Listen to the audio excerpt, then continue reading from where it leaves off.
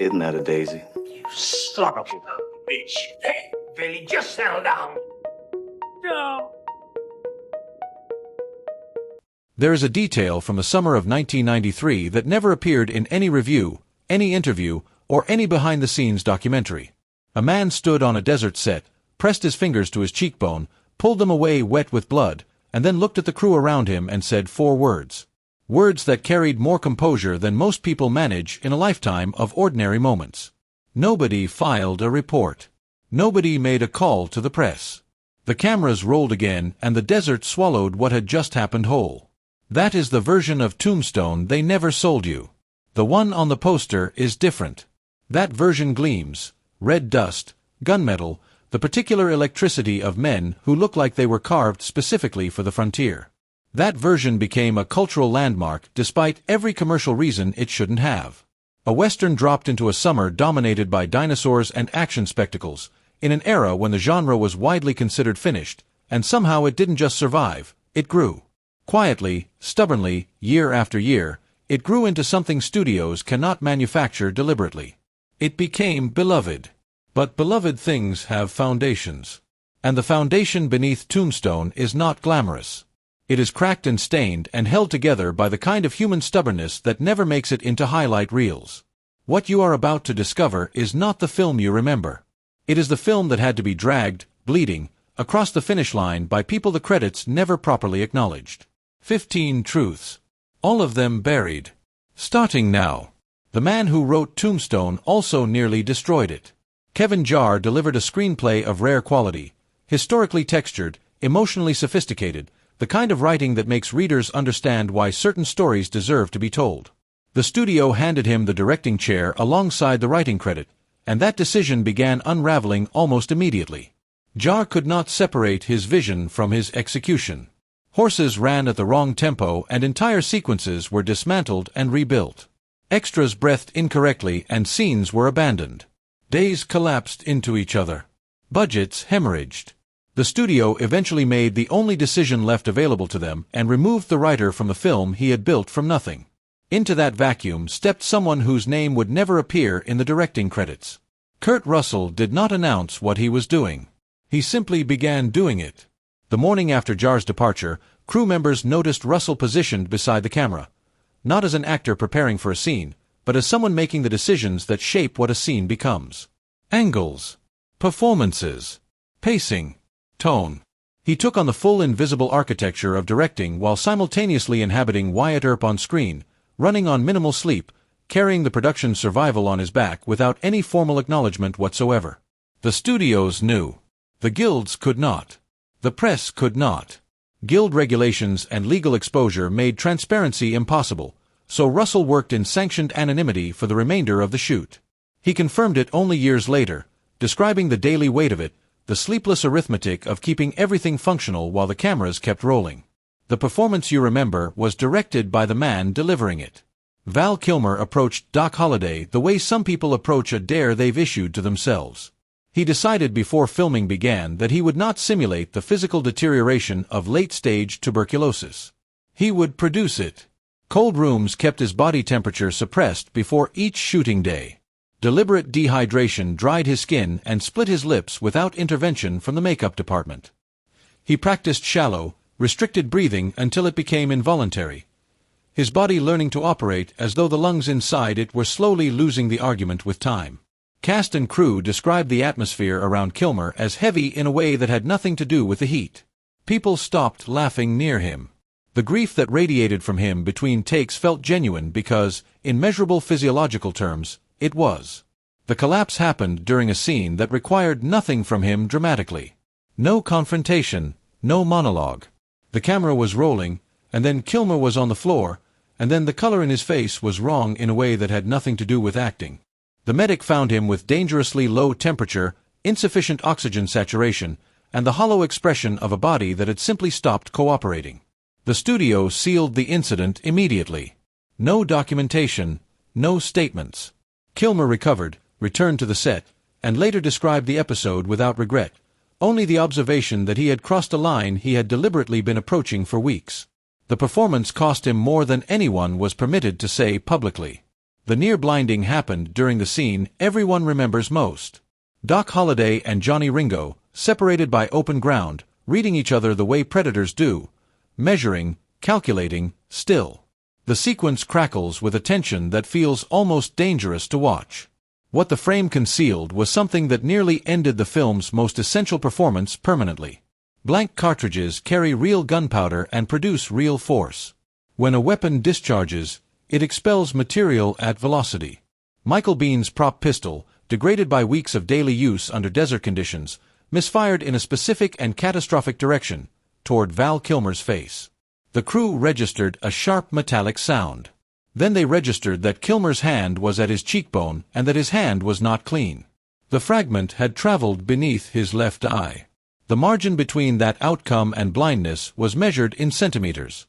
The studio absorbed this information and immediately began the process of ensuring it would go no further. Kilmer held still for a moment that must have contained an enormous amount of private thought, and then he asked to go again. Sam Elliott broke bones and nobody knew until it was over. The scene was straightforward, the Earp brothers riding through town, establishing presence.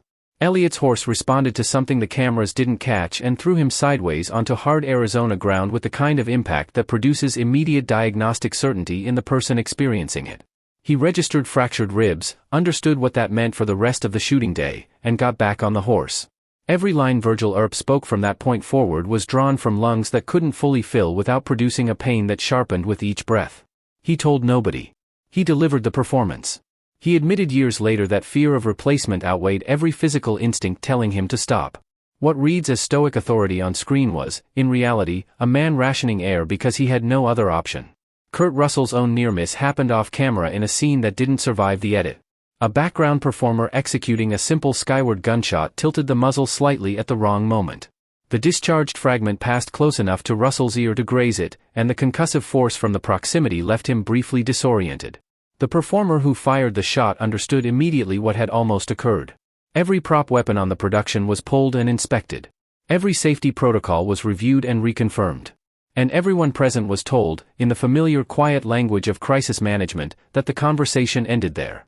Russell reflected on it later with the steadiness of someone who had processed the mathematics of the moment and arrived at gratitude. A matter of inches, he said, in any other direction.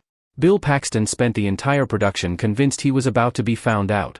Sharing a set with Russell, Kilmer, and Elliott created a specific psychological pressure in Paxton that went well beyond ordinary professional anxiety. He described Russell's presence as something atmospheric, like standing adjacent to weather. He described Kilmer's focus as genuinely unsettling, the concentrated intensity of someone entirely absent from ordinary social interaction even between takes. Paxton rehearsed beyond exhaustion, arrived first every morning, and stood against walls before scenes to steady himself physically. Some days the shaking in his hands was the last thing that stopped before the director called action. What he never planned was that this specific terror would become the most authentic thing about Morgan Earp. The youngest brother, historically and dramatically, was the one who felt the weight of everything most acutely, the one whose emotional exposure stood in sharpest contrast to his brother's containment. Paxton's fear was not a liability he overcame. It was the performance. The desert made everyone bleed eventually.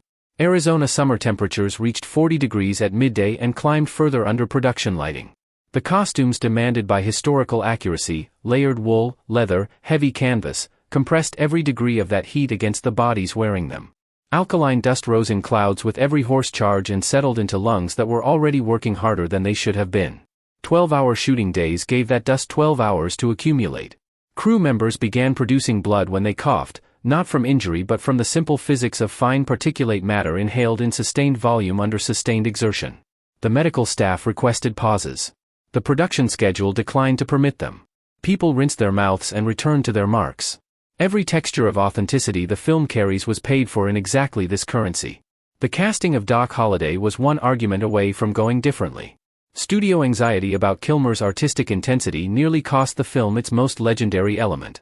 The concern was specific, that Kilmer's gravitational force as a performer would pull the production toward himself and away from whatever the studio imagined it should be. Russell watched the audition and described it in terms that had nothing to do with technique, more like witnessing something that made the room uncomfortable in the particular way genuine emotion makes rooms uncomfortable. He drew a clear line afterward. Kilmer plays Holliday, or Russell doesn't play Earp. The studio measured those two outcomes against each other and stepped back. Kilmer arrived on set, spoke his first lines, and produced a silence in the crew that everyone present remembered decades later. Not courtesy. Recognition. A stuntman nearly died inside the chaos that made the battle scenes look real. His belt buckle caught a stirrup during a large melee sequence and the horse kept moving. The sound design of the scene, firearms, shouting, hoofbeats, absorbed his voice completely. The dust that gave the sequence its visual authenticity concealed him from the crew entirely. He was dragged across rocky ground while the camera captured the spectacle around him, and the horse's hooves landed close enough to his face when it stopped that the witnesses who measured the distance afterward used the word centimeters and did not seem to feel that was sufficient. The studio produced no documentation of what happened. The record exists only in the memories of those present and the permanent texture of old injuries on one man's body. Jar's original script was not a screenplay. It was a 5-hour film in waiting. Every significant historical figure connected to the Tombstone story, every political undercurrent of the territorial period, every moral ambiguity in Wyatt Earp's actual biography, all of it was present, accounted for, and rendered in detail. The cutting process was sustained and brutal. Characters, storylines, and entire dimensions of the story were removed in rounds until what remained could fit inside a single theatrical screening. Jar fought each reduction and lost almost every time. The film you know is a compressed shadow of something considerably larger.